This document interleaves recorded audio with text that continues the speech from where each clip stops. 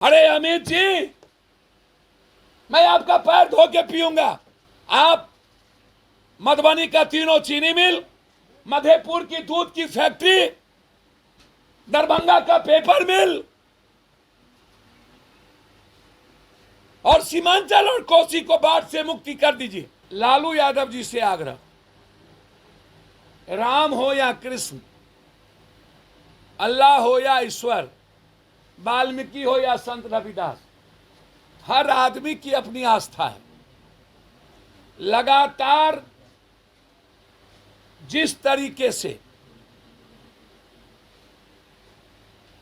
राजनीतिक व्यक्ति के द्वारा रवि रामायण पर उंगली उठाना, कभी इस्लाम पर उंगली उठाना, कभी दलित विचारधारा पर उंगली उठाना, यह राजनीतिक और सामाजिक रूप से सही नहीं है। आप सर्वोच्च हैं, आपसे ऊपर के पाठक नहीं है। के पाठक को राइट नहीं है प्रेस कॉन्फ्रेंस करने का। ये बिहार सरकार इसकी इजाजत नहीं देता है।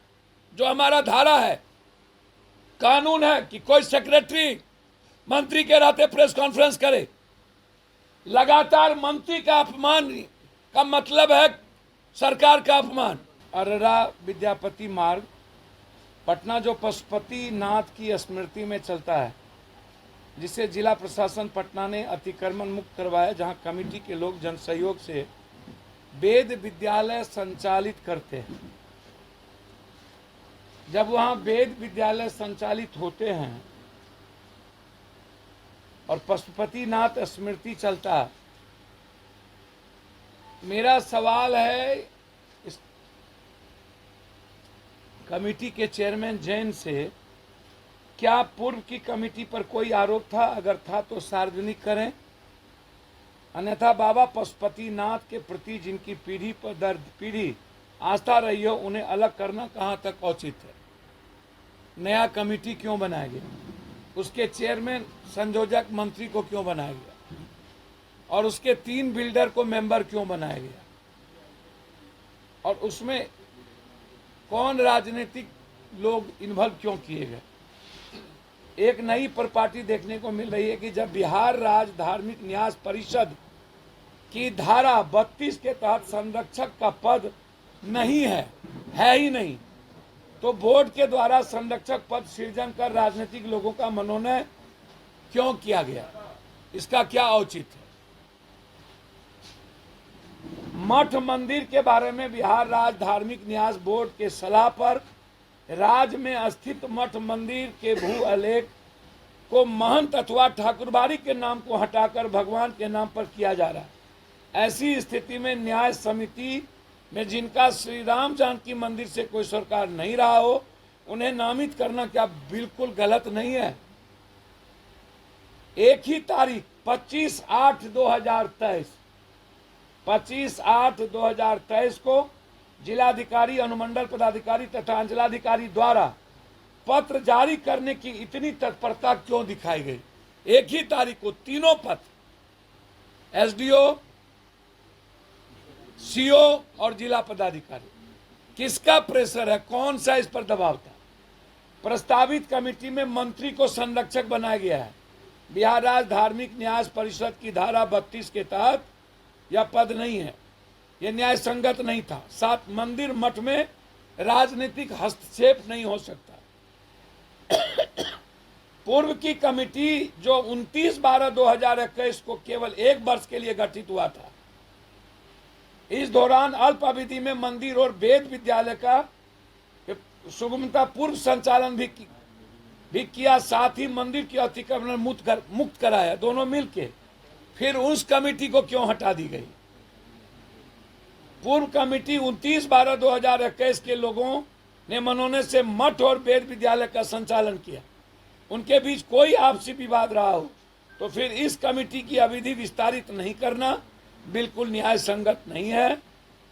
ये बहुत क्लियर है। इस मामले में मेरे पास ये कमेटी के चिट्ठी हैं, ये सारे जो मैं आपको भेज दूंगा। इसमें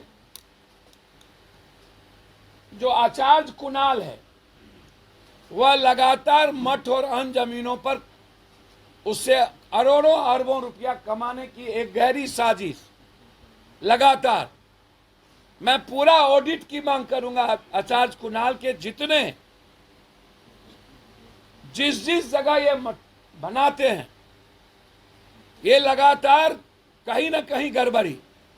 मैं आचार्य कुणाल से पूछना चाहूंगा, क्या आप अपने रिश्तेदार या अपने किसी व्यक्ति को उस जगह पर लाने की प्रक्रिया आपने क्यों की? करोड़ों अरबों की संपत्ति में किसी बड़े कॉन्ट्रैक्टर के 3 नाम आपने क्यों दिए? और मंत्री को संरक्षक आपने क्यों बनाया? और आप होते कौन है इस बोर्ड के गठन करने वाले? आर्टिकल 32 के बगैर मैं पूरी जांच चाहता हूं।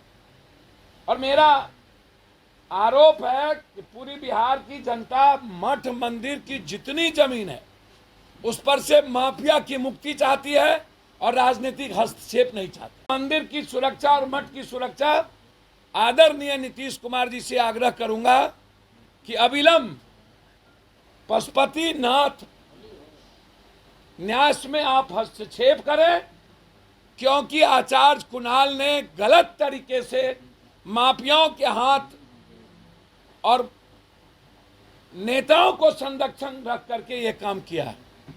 दूसरा, मैं हाथ जोड़कर आग्रह करूंगा, सर आप देख लें कमेटी जो बनी है, आप उस पर देख लें कौन है मंत्री कौन है माफिया। मेरा दूसरा है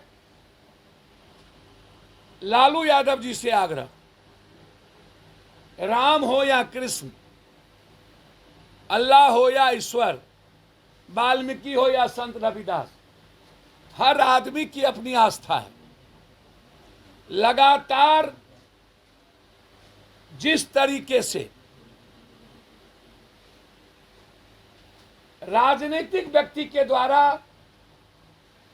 रवि रामायण पर उंगली उठाना, कभी इस्लाम पर उंगली उठाना, कभी दलित विचारधारा पर उंगली उठाना, यह राजनीतिक और सामाजिक रूप से सही नहीं है। रामायण सनाइट है या क्या, यह मेरा बहुत क्लियर है। चाहे वो गीता हो या कुरान, बाइबिल हो या रामायण, यह आस्था की चीज है। मानो तो देव ना तो पत्थर, तुम मानो या ना मानो ये तुम्हारी आंतरिक चीज है। लेकिन चाहे वो गीता, कुरान, बाइबिल, रामायण पर किसी को भी गाली गलौज और टिप्पणी करने का राइट नहीं मिलना चाहिए, क्योंकि ये भावनाओं की चीज है। मैं आग्रह करूंगा ऐसे चीजों से राजनीतिक व्यक्ति को बचना चाहिए। विचार रखने में कोई आपत्ति नहीं है, लेकिन जरूरी नहीं है कोई आदमी कुरान को कह देता है कि ये आतंकवादी पैदा करने का जरिया है, कोई रामायण को कह देता है कुछ, कोई मनु स्मृति की बात करने लगता है। 1000 साल बाद हमें 1 नेशन 1 एजुकेशन की बात करनी चाहिए सरकार को। जैसे अमित शाह जी आए, मट्टी भारत और मिट्टी, कोई बात नहीं। सहरसा और दरभंगा के एम्स का चर्चा नहीं किया, बाढ़ से मुक्ति की बात नहीं की, कोसी सीमांचल के विशेष स्टेटस की बात नहीं किया, मक्का और मखान की बात नहीं किया। झंझारपुर के बगल में मधेपुर दूध की सबसे बड़ी फैक्ट्री और मधुबनी की 3 चीनी मिल खुलने की बात नहीं किया। पेपर की बात नहीं किया, दरभंगा के पेपर मिल की बात नहीं किया। अरे अमित जी, मैं आपका पैर धो के पीऊंगा।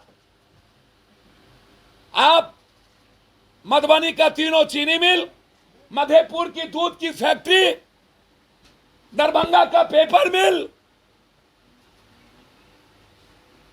और सीमांचल और कोसी को बाढ़ से मुक्ति कर दीजिए। बारे बा सब लगे हैं मनु स्मृति या रामायण की कथा पढ़ने में, कुरान को, बाइबिल दलित को गाली देने में। इसीलिए मेरा आग्रह है मंत्री जी, आप सर्वोच्च हैं, आपसे ऊपर के पाठक नहीं है। के पाठक को राइट नहीं है प्रेस कॉन्फ्रेंस करने का। ये बिहार सरकार इसकी इजाजत नहीं देता है। जो हमारा धारा है, कानून है कि कोई सेक्रेटरी मंत्री के रहते प्रेस कॉन्फ्रेंस करे। लगातार मंत्री का अपमान का मतलब है सरकार का अपमान। यदि आपको के पाठक जी और यह विभाग लगातार टॉर्चर कर रहा और नहीं चल रहा है, आज जरूरत है बिहार में हर कॉलेज में 1500 पर एक सीट, एक टीचर, एक प्रोफेसर है, उसको बढ़ाइए।